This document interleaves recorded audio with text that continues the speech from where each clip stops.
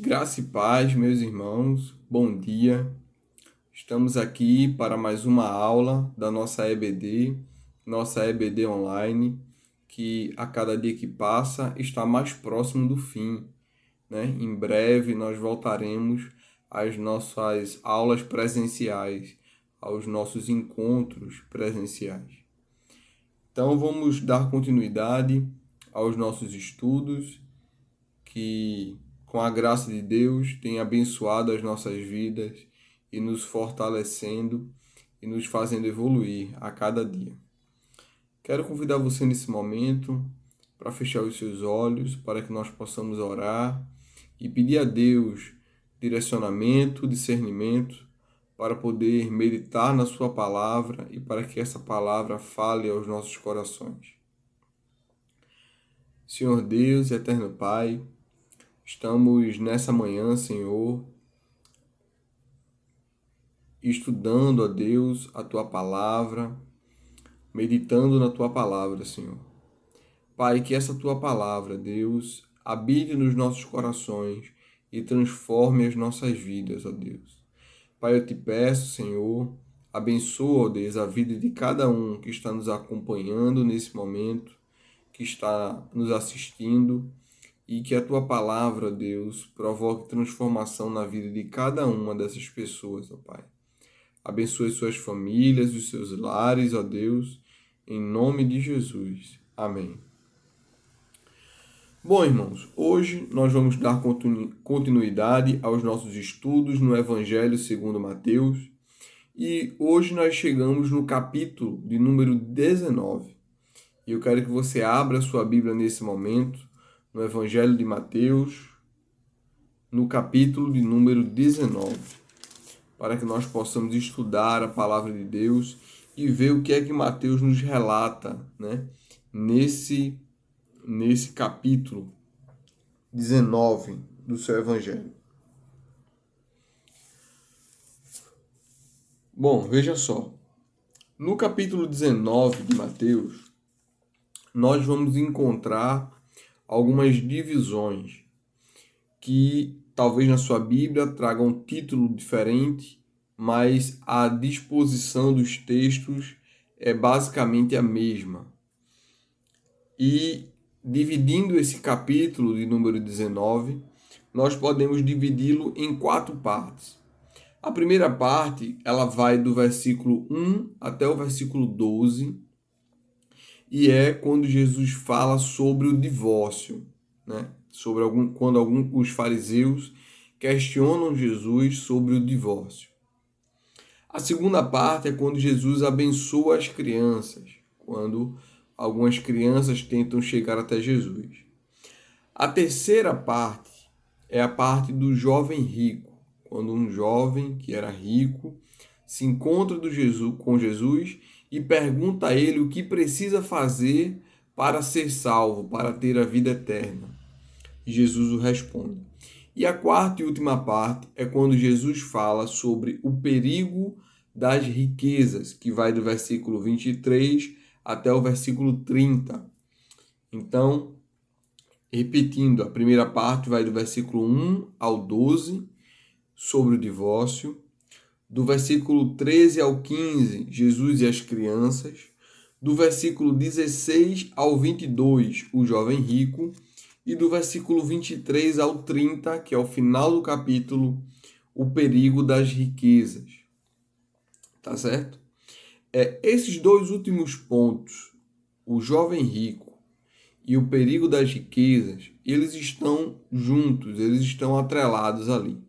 É um assunto que, falando sobre propriedade, sobre riqueza, sobre salvação, ele se inicia no versículo 16 do capítulo 19. Ele vai até o final do capítulo 19 e inicia o capítulo 20 com a parábola dos trabalhadores da vinha, que está tudo englobado no mesmo assunto, que é o assunto de riqueza, o assunto de propriedade. Então veja só, quando eu chegar mais na frente eu vou explicar essas 3 partes. E a gente vai se deter hoje apenas nessas 2 primeiras. o jovem rico e o perigo das riquezas. E aí, no próximo domingo, nós veremos o capítulo 20, e aí vamos dar continuidade vendo a parábola dos trabalhadores da vinha e seguindo com o capítulo mais adiante. Tá bom? Então, primeiro, para a gente começar, nós vamos ler os versículos de 1 a 12, que é quando Jesus fala sobre o divórcio, e vamos estudar um pouquinho sobre esse texto. Acompanhe aí na sua Bíblia. Mateus, capítulo 19, a partir do verso 1. Quando Jesus acabou de proferir essas palavras, deixou a Galiléia e foi para o território da Judéia, além do Jordão. Grandes multidões o seguiam e ele as curou ali. Alguns fariseus se aproximaram de Jesus e, testando, perguntaram: é lícito o homem repudiar a sua mulher por qualquer motivo? Jesus respondeu: vocês não leram que o Criador, desde o princípio, os fez homem e mulher, e disse: por isso o homem deixará o seu pai e a sua mãe, e se unirá à sua mulher, tornando-se os dois uma só carne? De modo que já não são mais dois, porém uma só carne. Portanto, que ninguém separe o que Deus ajuntou. Os fariseus perguntaram: então, por que Moisés ordenou dar uma carta de divórcio e repudiar a mulher? Jesus respondeu: foi por causa da dureza do coração de vocês que Moisés permitiu que vocês repudiassem a mulher. Mas não foi assim desde o princípio.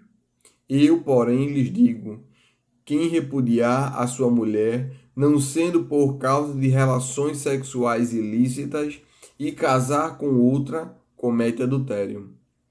Os discípulos de Jesus disseram: se essa é a situação do homem em relação à sua mulher, não convém casar. Jesus, porém, lhe respondeu: nem todos são aptos para aceitar este ensinamento, mas apenas aqueles a quem isso é dado. Porque há eunucos de nascença, há outros a quem os homens fizeram tais, e há outros que se fizeram eunucos por causa do reino dos céus. Quem é apto para aceitar isso, que aceite.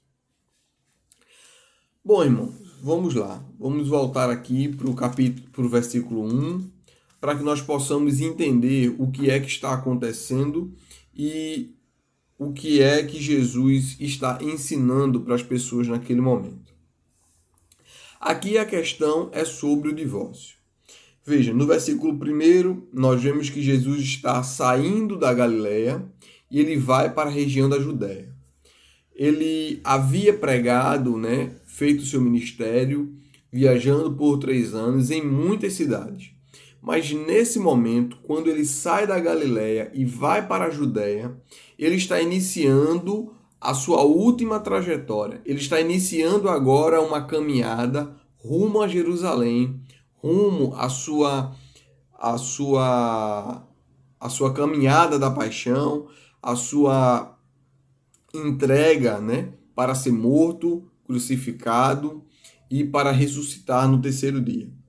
Então, esse é o caminho que Jesus vai percorrer agora. Mas quando Jesus chega na Judéia, como nós vemos ali, que ele saiu da Galiléia e foi para a Judéia, quando Jesus chega ali, alguns fariseus vão questionar Jesus.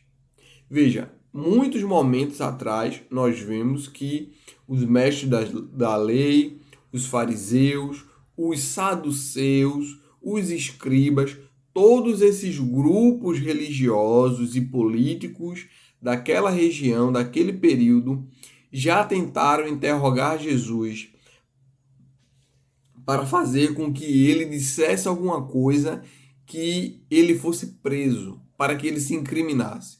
E essa, mais uma vez, é uma tentativa de incriminar Jesus. E quando esses fariseus eles chegam para Jesus e eles perguntam sobre o divórcio, a pergunta dos fariseus é a seguinte: É lícito o homem repudiar a sua mulher por qualquer motivo? Veja só, a intenção dos fariseus é perguntarem a Jesus por que, se é possível, se é lícito, o homem repudiar. O que é repudiar? Repudiar é se divorciar, é ele se separar. E como é que o repúdio acontece no judaísmo? O judeu que se uniu a uma mulher que casou, quando ele casou com essa mulher, ele foi lá constituir a sua família e por algum motivo, que eu vou explicar um pouquinho, ele decide que ele não quer mais aquela mulher como sua esposa. E aí então, o que é que acontece? Ele vai lhe repudiar, ele vai lhe dar uma carta de divórcio, onde ele está desfazendo o seu acordo, o seu contrato que ele tinha feito com ela e com a sua família, com o seu pai, e ele vai devolver, junto com a carta de divórcio, com a carta de repúdio, ele vai levar ela de volta para a casa do seu pai e vai entregá-la, né? Vai devolvê-la àquela mulher. E ele vai dizer o motivo, por que ele não quer mais aquela mulher. Vejam só, por que os fariseus eles estão perguntando isso a Jesus? Porque o divórcio era uma polêmica naquele período. Então, veja só, no grupo dos fariseus, a gente já viu anteriormente, existem outros grupos religiosos e políticos naquele período, né? Quem fez o curso de introdução à Bíblia viu um pouquinho sobre isso quando a gente chegou no Novo Testamento. Tinha os fariseus, que eram extremistas, obedientes à lei, seguiam à risca e traziam um alto julgo para o povo, né? Sobre toda essa questão da obediência à lei. Existiam os saduceus, que também eram obedientes à lei, mas eles eram mais maleáveis, né? Eles eram mais sensíveis, eles não eram tão literais quanto os fariseus. E outros grupos também. Mas dentro do grupo dos fariseus,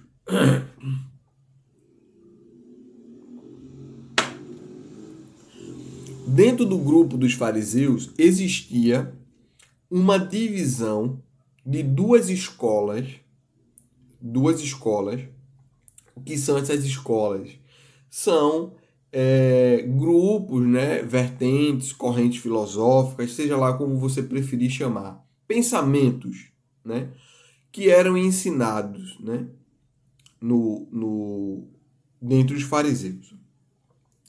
Eram a escola de Shammai e a escola de Hillel.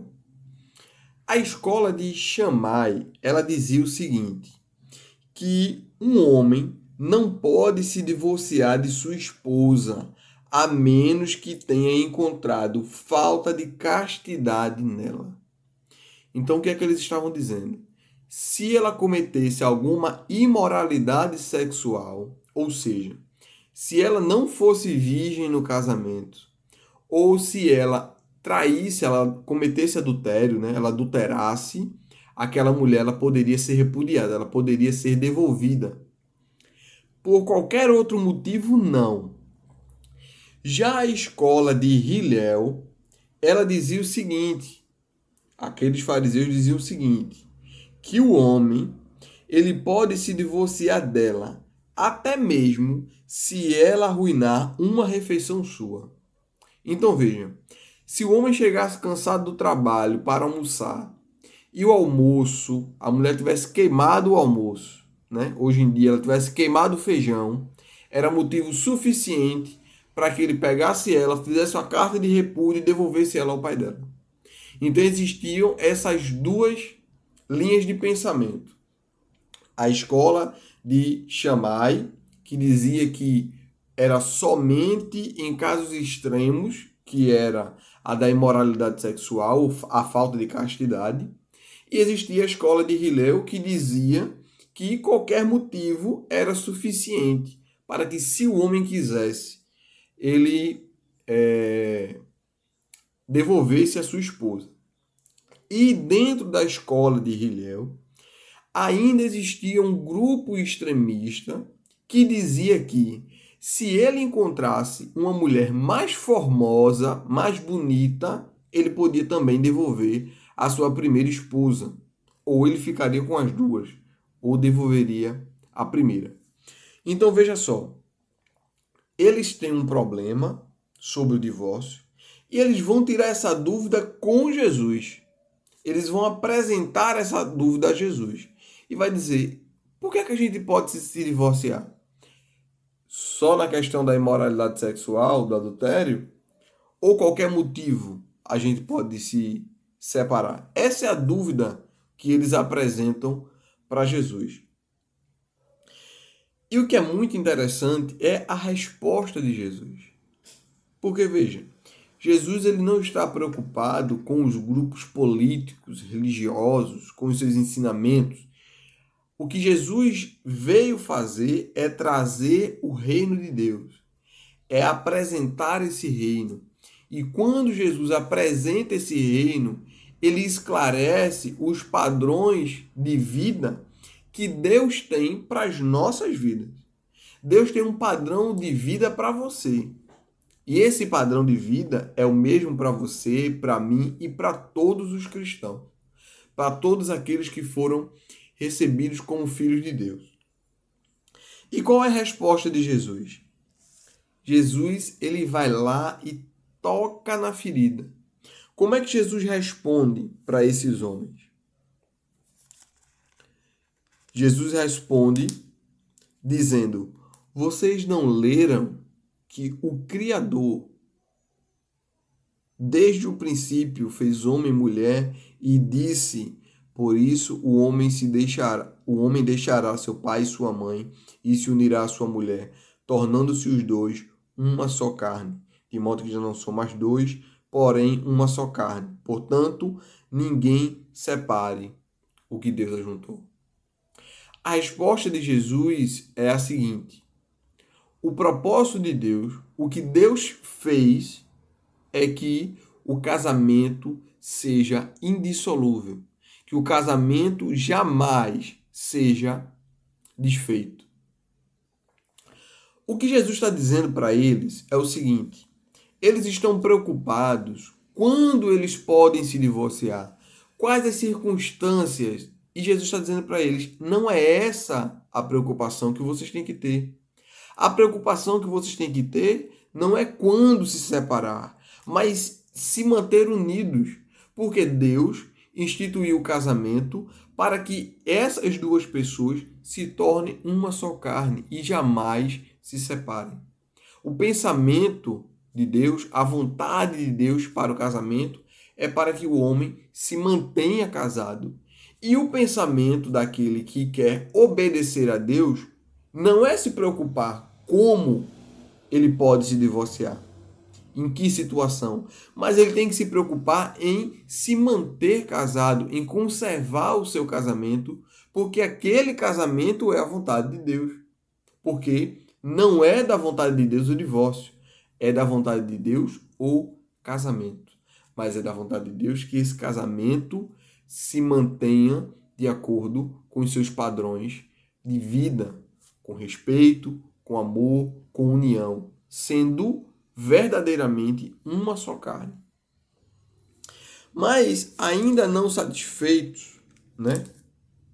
Ainda não satisfeitos, os fariseus eles continuam a indagação.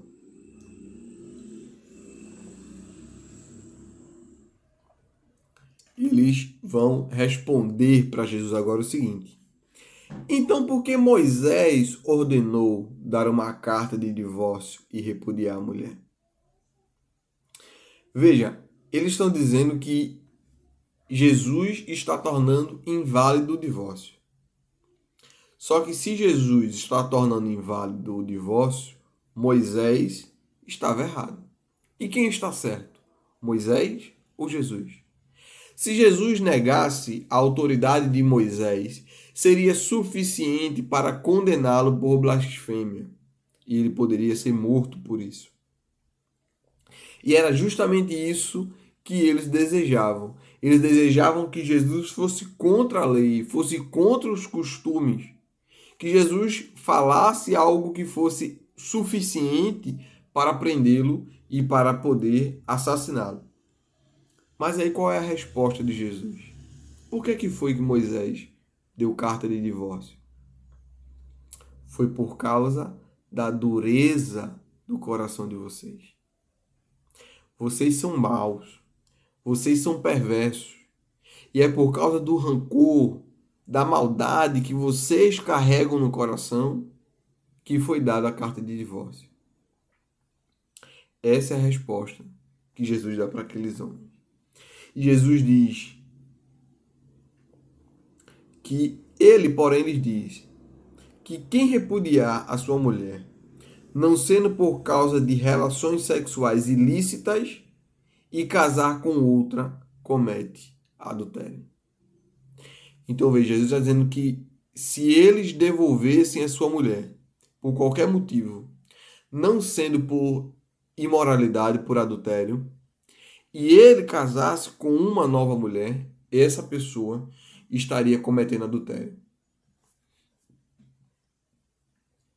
Vejam só, Jesus ele está tratando de um assunto muito delicado naquele período, que era a questão do divórcio.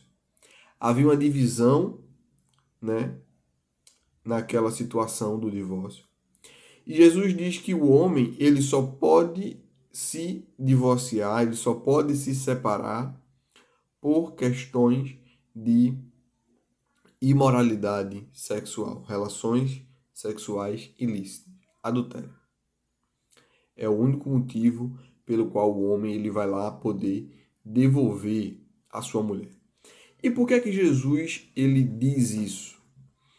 Porque a infidelidade ela quebra a aliança que foi feita. A aliança ela foi feita para que os dois fossem fiéis um ao outro e para que eles se tornassem uma só carne. E essa promessa de se tornar uma só carne, ela é fisicamente representada através da relação sexual. Através da relação sexual, duas pessoas estão se tornando uma só carne. E quando esse ato sexual acontece com uma terceira pessoa, aquela aliança ela foi quebrada, né? Então, aquela promessa de fidelidade, ela foi desfeita, ela foi anulada. E é por isso que Jesus diz que dessa forma pode acontecer o divórcio. Mas veja que interessante, porque quem está perguntando para Jesus são os fariseus. Mas quando Jesus traz todo esse rigor, toda essa seriedade para o casamento, quem reclama não são os fariseus, são os próprios discípulos de Jesus. Veja o que diz no versículo 10. Os discípulos de Jesus disseram: se é essa a situação do homem em relação à sua mulher, não convém casar. Eles estão dizendo: se eu não posso me separar de jeito nenhum, a menos que ela... Veja, a responsabilidade sobre o divórcio está nessa situação, está sobre a mulher. Se ela cometer adultério, é a única forma que eu posso me divorciar, então não convém casar. Porque mesmo que o casamento seja ruim, eu vou ter que me permanecer casado, porque a mulher, ela não adulterou. E Jesus responde para os discípulos dizendo que nem todos estão aptos para receber esse ensinamento.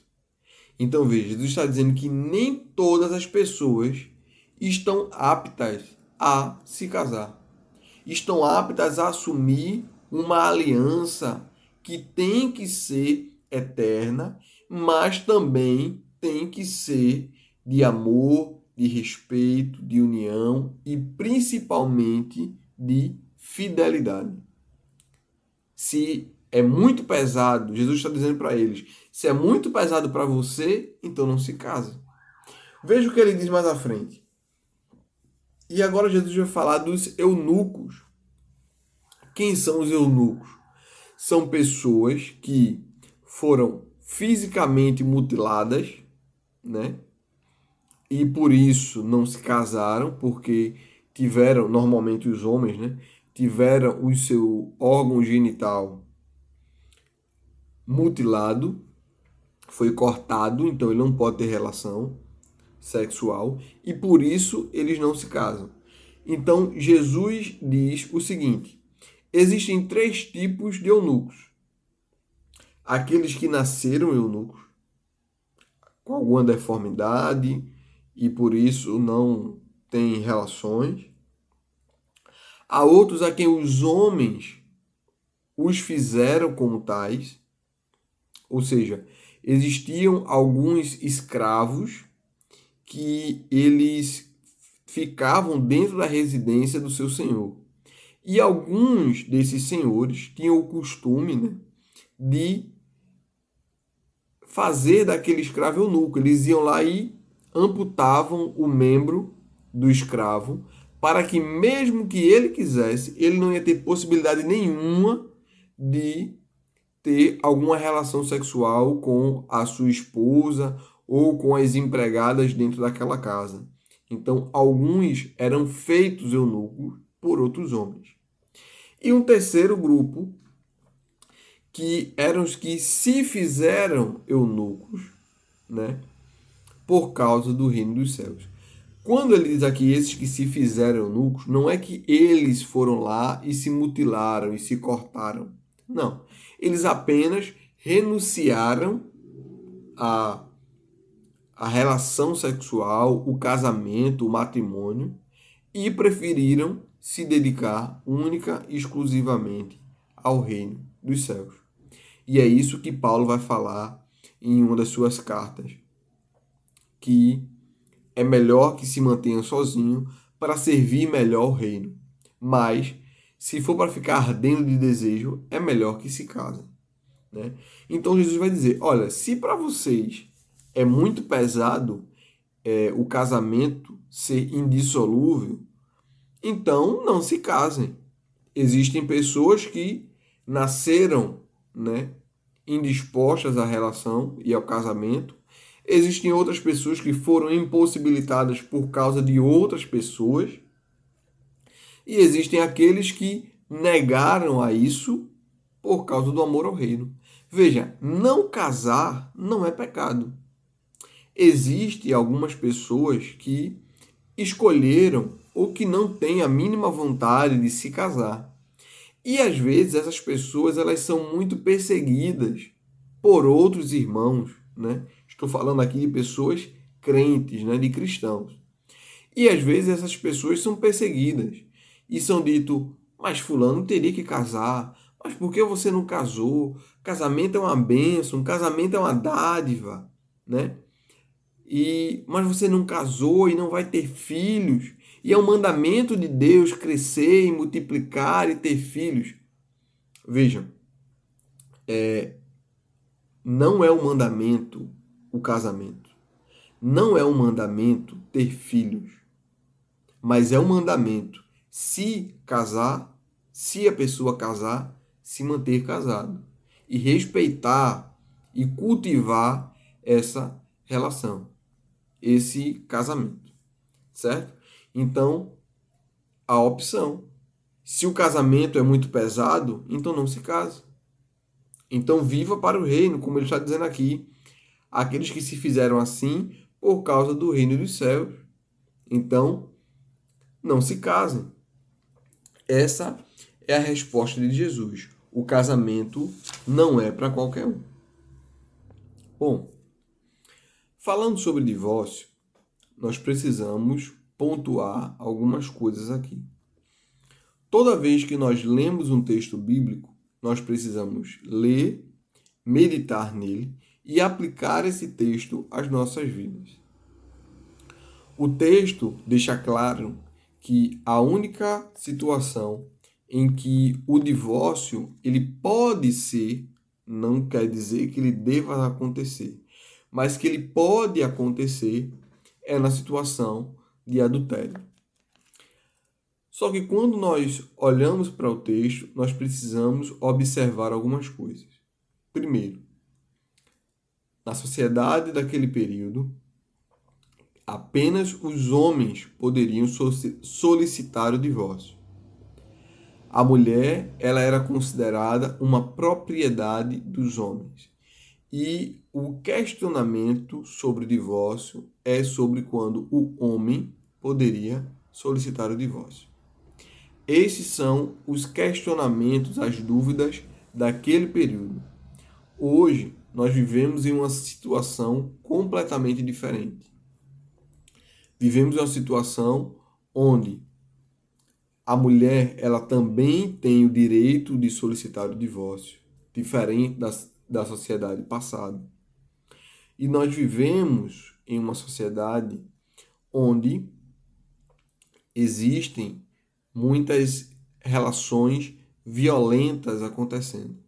Existem mulheres que são espancadas, violentadas pelos seus maridos.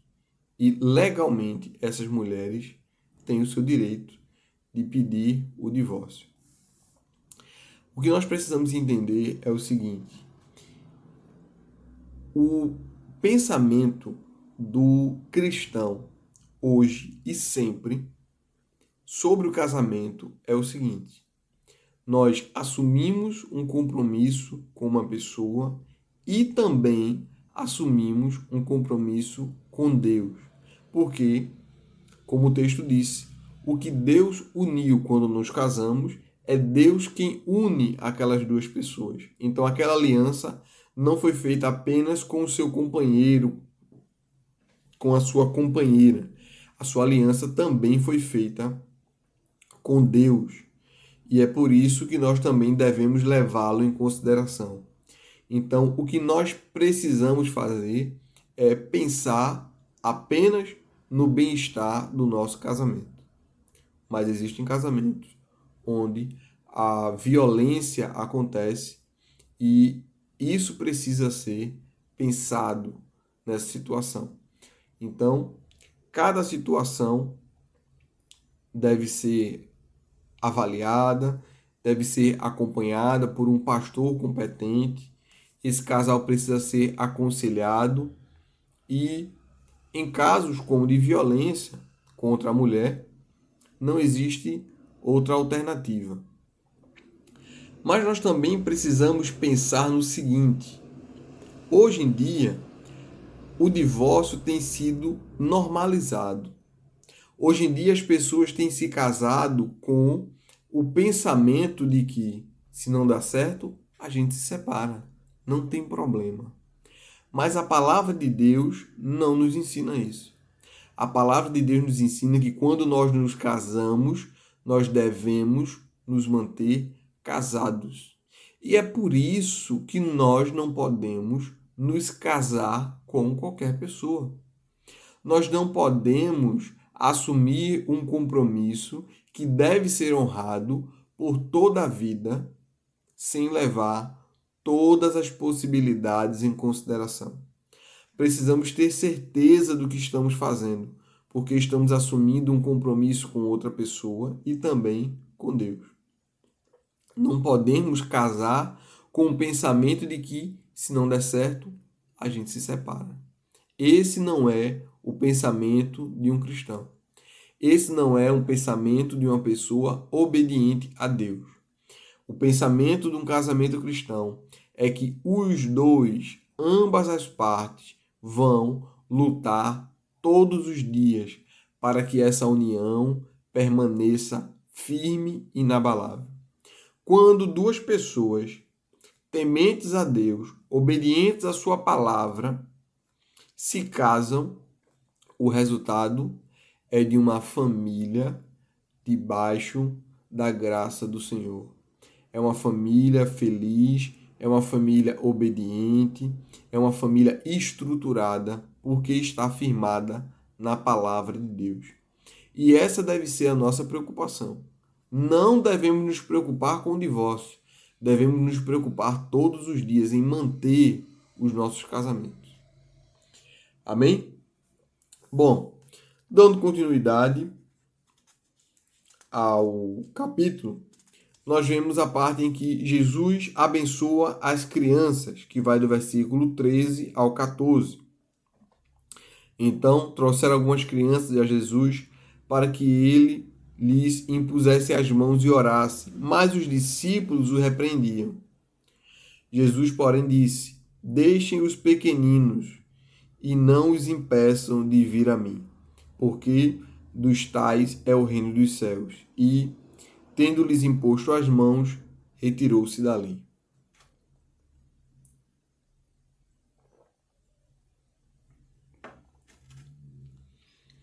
O que o texto nos mostra é que crianças foram levadas até Jesus. E o que esse texto nos ensina? Que nós devemos levar as nossas crianças a Jesus. Emanuel, quando nós devemos fazer isso? Não tem idade, não tem tamanho. Desde o ventre da sua mãe, as nossas crianças devem ouvir a palavra de Deus, devem escutar os seus pais orando, né? É muito importante que um casal, quando a mulher está grávida, se eles oravam em silêncio, né? Oravam em pensamento, eles passem a orar em voz alta, para que o seu bebê que está sendo gerado, ele já comece a ouvir, né? A acompanhar a oração dos seus pais. Desde novo, desde bebê, que vai escutando as histórias da Bíblia, as histórias da palavra de Deus, que cresça sempre tendo contato com a pessoa de Jesus. Então, o que o texto nos mostra aqui é que não devemos privar as crianças de Jesus. Muito pelo contrário, devemos levar elas até Jesus. Como Jesus disse, porque delas é o reino dos céus. Amém? Bom, dando continuidade, nós chegamos aqui agora na parte do jovem rico, né? E aí é aquela parte que eu falei que vai se estender, que quando Jesus vai falar sobre dinheiro, sobre propriedade, e vai se estender até o capítulo 20, né? E aí nós vamos ver agora essa primeira parte. Eis que alguém, aproximando-se de Jesus, lhe perguntou: Mestre, que farei de bom para alcançar a vida eterna? Jesus respondeu: Por que você me pergunta a respeito do que é bom? Bom só existe um. Mas, se você quer entrar na vida, guarde os mandamentos. Ele respondeu: Quais? Respondeu Jesus: Não mate, não cometa adultério, não furte, não dê falso testemunho, honre seu pai e sua mãe e ame o seu próximo como você ama a si mesmo. O jovem disse: Tudo isso tenho observado. O que me falta ainda? Jesus respondeu: Se você quer ser perfeito, vá, venda os seus bens, dê o seu dinheiro aos pobres e você terá um tesouro nos céus. Pois, depois, venha e siga-me. Mas o jovem, ouvindo esta palavra, retirou-se triste, porque era dono de muitas propriedades. Veja só, o texto nos mostra que um jovem chegou para Jesus e ele queria, né, alcançar a vida eterna pelos seus próprios méritos, pelos seus feitos. E Jesus disse a ele: siga os mandamentos. E ele disse: eu sigo todos eles. Aliás, ele disse: quais? E Jesus disse: alguns dos mandamentos. Veja que Jesus disse: não mate, que era o quinto mandamento. Não cometa adultério, que era o sexto. Não furte, que era o sétimo. Não dê falso testemunho, que era o oitavo. Honre o seu pai e a sua mãe, que é o quarto mandamento. E ame o seu próximo como a si mesmo, que é a segunda parte do primeiro mandamento. Veja que Jesus disse alguns e finalizou não dizendo o mandamento todo, mas apenas a segunda parte. Qual é o primeiro mandamento? Amar a Deus sobre todas as coisas e ao próximo como a si mesmo. Mas Jesus disse apenas a segunda parte. Ame o próximo como a si mesmo. E o jovem disse, eu faço tudo isso. O que me falta ainda? Veja que ele sente no seu coração, ele sabe no seu íntimo que ainda falta alguma coisa. Que ele não é tão obediente assim.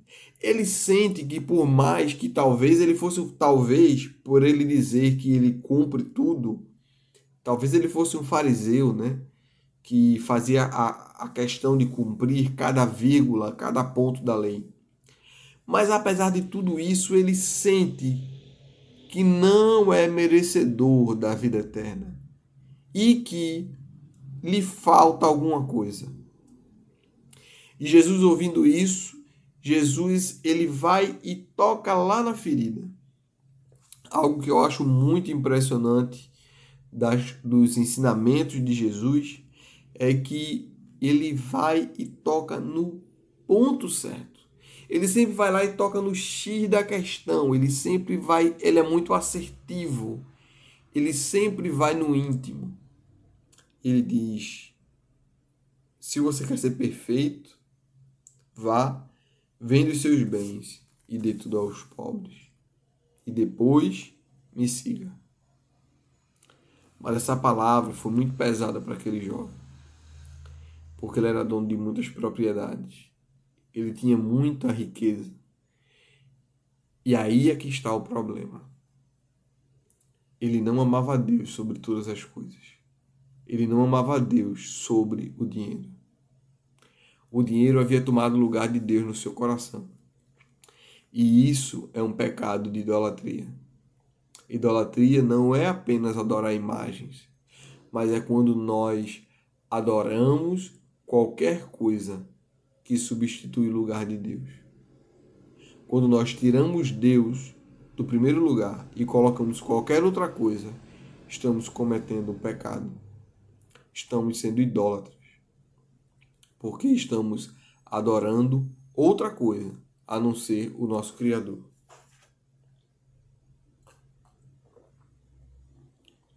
E é dessa forma que Jesus ele entra no assunto da riqueza. Ele vai falar sobre o amor ao dinheiro, sobre a questão da riqueza, né? E aquele jovem, ele não aceita essa palavra e vai embora triste, porque ele amava mais o dinheiro do que amava a Deus. Isso nos traz uma reflexão muito importante. O que é que tem tomado o lugar de Deus no nosso coração? O que é no nosso íntimo que tem se tornado mais importante do que o Senhor? Será o dinheiro? Será a busca por esse dinheiro? Será que é mais importante buscar riquezas do que buscar a Deus? Será que é mais importante o seu emprego, o seu... Não estou dizendo que o emprego não é importante. Eu estou perguntando se é mais importante o seu emprego, o seu negócio, o seu acúmulo de dinheiro do que um relacionamento íntimo e verdadeiro com o Senhor. O que é que tem te distanciado de Deus? O que é que talvez você não abriria mão disso por causa do Senhor? Talvez eu e você estejamos cometendo pecados contra o Senhor, quando nós tiramos Ele do primeiro lugar e colocamos qualquer outra coisa. Seja o dinheiro, seja, sei lá, suas mídias sociais, os seus vícios, né? Nós temos vícios, nós temos hábitos, costumes, que muitas vezes sempre tem influenciado a nossa vida e tem, em alguns momentos, nos afastado de Deus. Falando sobre essa questão de adoração, de amor a Deus sobre todas as coisas, eu queria deixar aqui uma recomendação de um livro para vocês, que é muito importante, que fala justamente sobre isso. Que é, o nome do livro é esse: Você é aquilo que ama, né? De James Smith. E se eu não me engano, da editora Vida Nova, publicado pela editora Vida Nova. E nesse livro o autor fala sobre isso, sobre todas as coisas, sobre várias as coisas que têm tomado o lugar de Deus no nosso coração. E nós somos aquilo que amamos. E por isso que nós precisamos amar a Deus sobre todas as coisas, porque nós fomos chamados para sermos a imagem e semelhança de Deus. Fomos assim no passado, antes do pecado, lá em Adão. Mas depois do pecado, essa imagem de Deus ela foi destruída, ela foi corrompida e nós precisamos buscar essa semelhança, nessa imagem e semelhança de Deus. E quando nós amamos a Deus, nós buscamos essa imagem e semelhança. Mas quando nós amamos outra coisa além de Deus, nós nos tornamos aquilo ali. Ou seja, você é aquilo que ama. Né? É uma leitura muito boa, muito enriquecedora e muito útil para o cristão. E eu recomendo. Você é aquilo que ama, de James Smith. Tá bom? Bom, então esse era o pecado do jovem. Ele amava mais o dinheiro do que a Deus. E por isso ele foi embora. Dando continuidade nesse assunto, depois que esse jovem vai embora, Jesus agora ele vai falar com os seus discípulos. E aí é justamente a última parte do capítulo e a segunda parte dessa questão sobre dinheiro e sobre propriedade, que é o perigo das riquezas. E Jesus vai dizer o seguinte: acompanha aí a partir do versículo 23.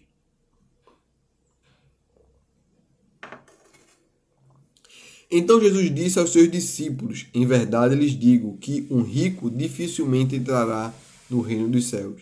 E ainda lhes digo que é mais fácil um camelo passar pelo fundo de uma agulha do que um rico entrar no reino de Deus. Ouvindo isso, os discípulos ficaram muito admirados e perguntaram: sendo assim, quem pode ser salvo? Veja só. Antes da gente dar continuidade ao assunto, eu queria explicar uma questão aqui.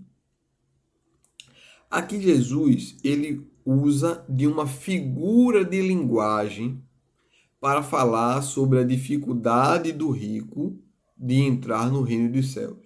Daquele que tem muito dinheiro, deixar de amar o dinheiro e amar a Deus sobre todas as coisas. É sobre isso que Jesus está falando. E utilizando dessa figura de linguagem, Jesus vai dizer que é mais fácil um camelo passar no fundo de uma agulha do que um rico entrar no reino dos céus. Veja só, o que Jesus está dizendo aqui é que o que ele está falando aqui sobre camelo e agulha é camelo, animal, e agulha, agulha de costura, tá certo? Existem algumas pessoas que vêm com as traduções um pouco mirabolantes e falam que camelo é a corda de um navio que amarra o navio e uma corda de navio não vai passar no fundo de uma agulha. Outras pessoas falam que agulha é uma estrutura de uma porta, né? Nas edificações daquele período, existiam portas de vários formatos. E existiam algumas portas, né, alguns portais que eles eram estreitos, e em cima eles faziam uma ponta assim, uma porta, um portal assim, uma passagem. E essa passagem ela é tão estreita que não daria para passar com um camelo, né? Então Jesus estava dizendo isso, que falando dessa estrutura. Não, não é. As palavras empregadas aqui no texto, no original, no grego, são camelo, camelo, animal, e agulha de costura normal. Mas Jesus não está dizendo que é impossível que um rico vá para o reino dos céus, que nenhum rico seja salvo. Não é isso que ele está dizendo. Isso é uma figura de linguagem, do mesmo jeito que em outro momento Jesus vai dizer que é melhor arrancar o olho fora e entrar sem o olho do reino dos céus do que o teu olho te fazer pecar. É melhor amputar a sua mão e jogá-la no fogo do que entrar com a mão, do que o corpo todo ir para o lago de fogo, né? Do que a pessoa não ser salva. É óbvio que Jesus não está mandando a gente arrancar um olho, muito menos cortar a nossa mão. E também Jesus não está dizendo que é impossível que o rico ele não vai para o céu de jeito nenhum.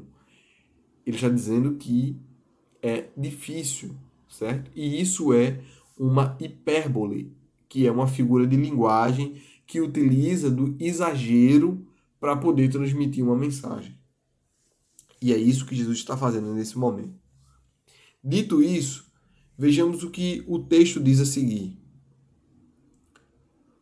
Ouvindo isso, os discípulos ficaram admirados e perguntaram: sendo assim, quem pode ser salvo? E aí chega aquele versículo tão conhecido de todos nós. Jesus, olhando para eles, disse: para os homens isso é impossível, mas para Deus tudo é possível. Quantas vezes nós ouvimos esse versículo, né? E dizendo: olhe, para Deus nada é impossível. Mas em que contexto esse versículo? Logicamente que para Deus nada é impossível. Mas o que eu quero trazer para você aqui hoje é em que contexto esse versículo ele está sendo utilizado. Esse é o importante. Não é o que nós fazemos com o versículo, mas sim qual é o contexto em que o versículo é aplicado. Jesus está falando sobre as dificuldades de um rico herdar a vida eterna. E ele agora acabou de dizer que é impossível um camelo passar no fundo de uma agulha, assim como é de um rico entrar no reino dos céus. E aí os discípulos se perguntam, então em quem é que vai entrar? Por que os discípulos dizem isso? Porque o pensamento judeu, o que eles acreditavam nos seus costumes era que as pessoas que eram ricas, que tinham poderes, que tinham propriedades, essas pessoas, elas eram assim porque elas eram favorecidas por Deus. Então elas tinham uma graça maior de Deus, por isso que elas eram ricas. E os pobres tinham uma graça menor de Deus sobre as suas vidas. Eles eram menos favorecidos por Deus. Então, quando Jesus diz que o rico não entra no reino dos céus, ele está dizendo assim: olha, essas pessoas que vocês acham que estão mais próximos de Deus porque eles são ricos, esses aqui não entram. Porque eles amam mais o dinheiro do que a Deus.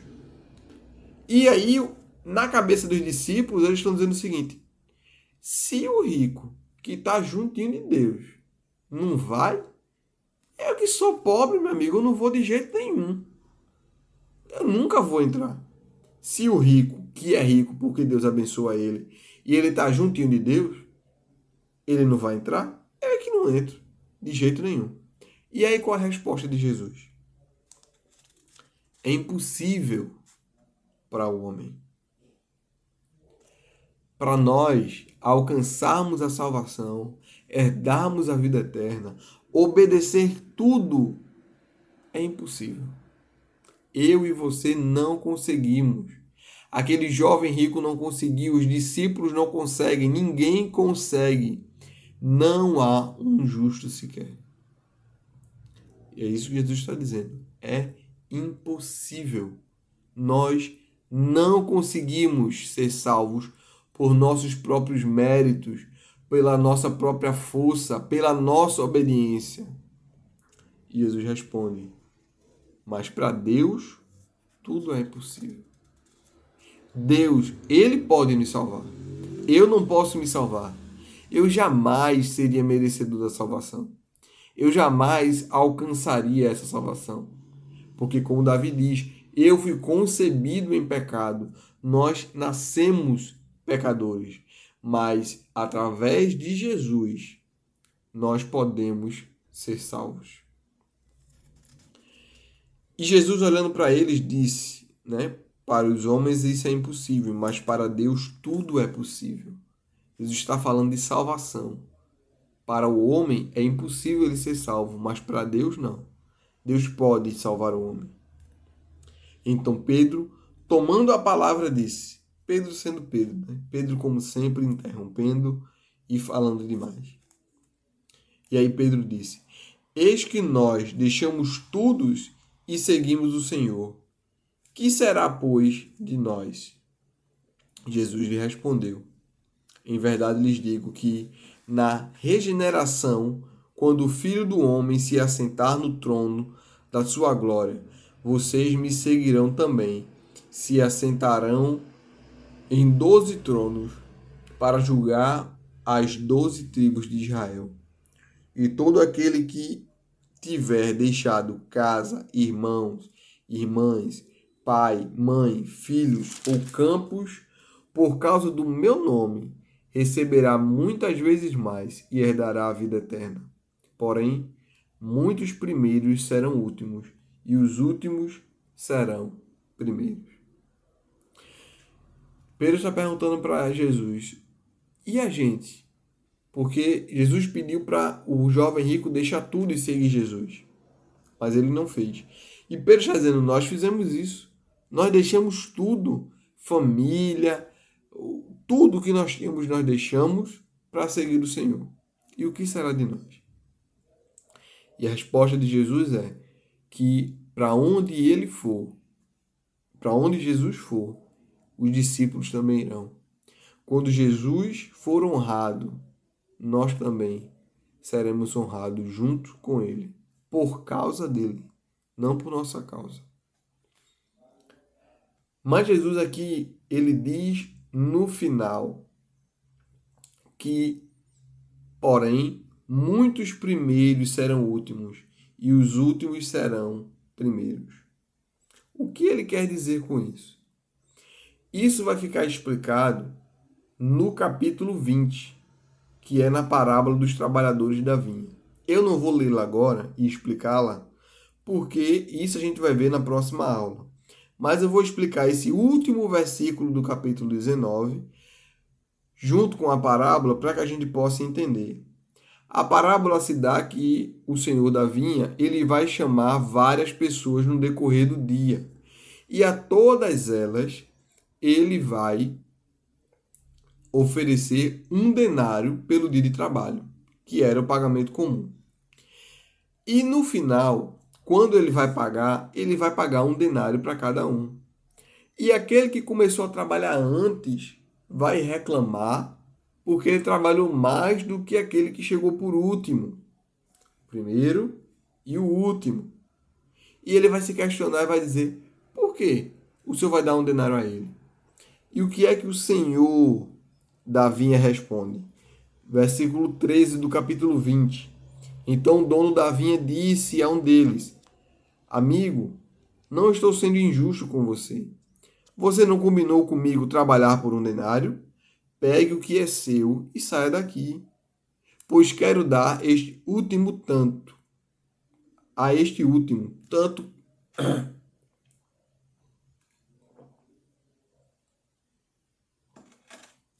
Peço desculpa aos irmãos pela minha garganta.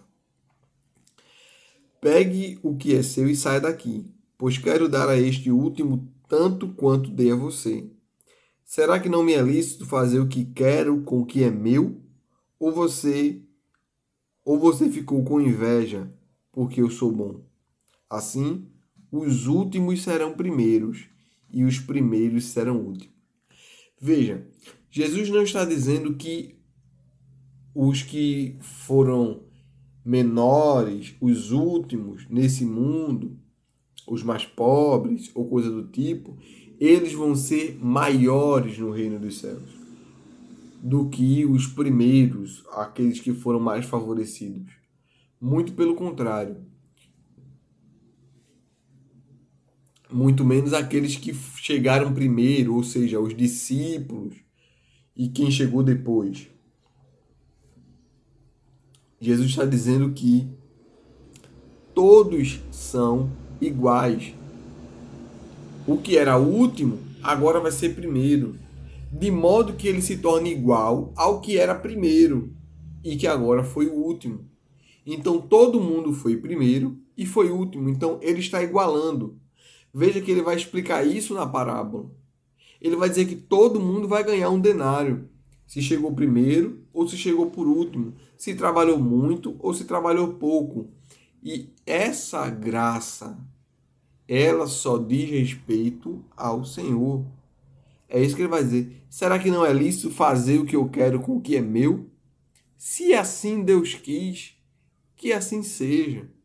E nós não podemos dizer nada sobre isso. E é por isso que Jesus termina com essa frase: porém, muitos primeiros serão últimos, e os últimos serão primeiros. Ele está falando de igualdade. No seu reino, todos serão iguais, serão tratados iguais, terão o mesmo valor. Por isso que ele vai dizer a parábola e vai concluir que cada um vai ganhar um único denário. Para concluir, irmãos, o perigo das riquezas.